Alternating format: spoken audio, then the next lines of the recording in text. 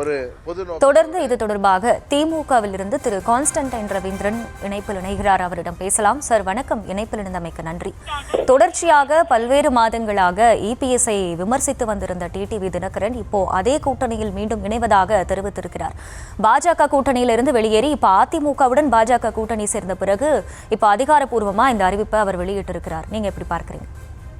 இது அரசியலில் பாஜக நடக்கக்கூடிய கூற்றில் இதுவும் ஒரு கூற்று, அவ்வளவுதான். நமக்கு தெரிந்தது தானே, எல்லா ஊடகங்களிலும் நமது நியூஸ் தமிழ் 24/7 நீங்க தான் முதல்ல போட்டீங்க அவர் கொடுத்த பேட்டியை. துரோகத்தை மன்னிக்கவே முடியாது.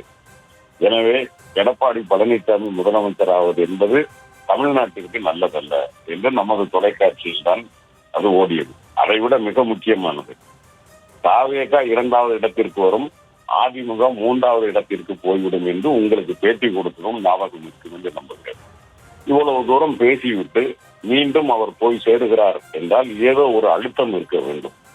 எனக்கு தெரிந்து இரட்டை இலை சின்னத்தை பெறுவதற்காக தொடுத்த வழக்கு உண்டு.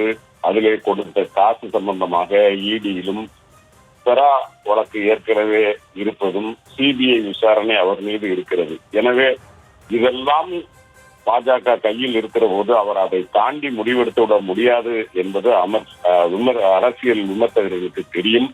அந்த வகையில் இது எதிர்பார்த்த முடிவுதான். இதனால் ஒரு பெரிய அரசியல் விளைவோ எதுவும் நடந்துவிட முடியாது.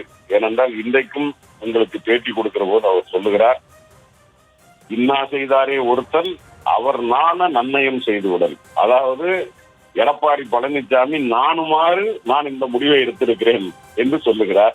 எடப்பாடி பழனிசாமி நாணுகிறாரா போனுகிறாரா இனிமேல் தான் தெரியும். பொறுத்திருந்து பார்க்கலாம். தமிழக அரசியலில் இது ஒன்றும் பெரிய தாக்கத்தை ஏற்படுத்தாது என்றே நான் நம்புகிறேன்.